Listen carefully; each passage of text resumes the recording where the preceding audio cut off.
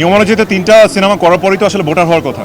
তো আমি ভোটার হয়েছিলাম, মাঝখানে অলৌকিকভাবে আবার মানে ভোটাধিকার থেকে বিচ্যুত হয়েছিলাম আমার এক বড় ভাইয়ের কল্যাণে। আর পরবর্তীতে আবার ভোটার হয়েছি। আমি আসলে অতীতকে স্মৃতিচারণ করতে চাই না। আমি যত নেগেটিভিটি আছে সব কিছু আসলে ভুলে যেতে চাই। এটা আমার পার্সোনাল একটা হ্যাবিট।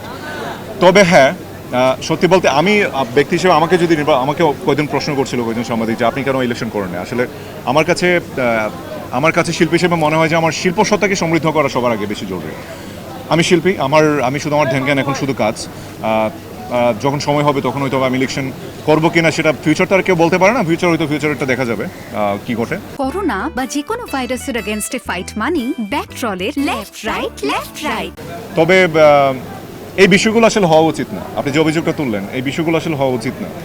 আমি বললাম না যে আসলে দিন শেষে সবাই যারা বিরোধী প্রার্থী আছি, যারা পক্ষে আছি বিপক্ষে আছি, সবাই একসাথে একই পরিবার হয়ে কাজ করাটা গুরুত্বপূর্ণ। আদারওয়াইজ এই শিল্পী সমিতি কোনো কাজে আসবে না।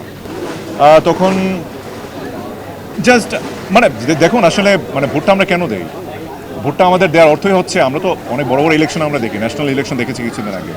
তো এখানে আমরা সিলেক্টেড কিছু প্রার্থী যারা ভালো কাজ করবে, শিল্পীদের চিকিৎসার ব্যবস্থা করবে, শিল্পীদের শিল্প সত্তাকে সমৃদ্ধ করার জন্য কাজ করবে এবং সেই সঙ্গে একটা সুন্দর সুস্থ শিল্পী সমিতি গঠন করবে, তাদেরকে তো আমরা ভোট দেবো।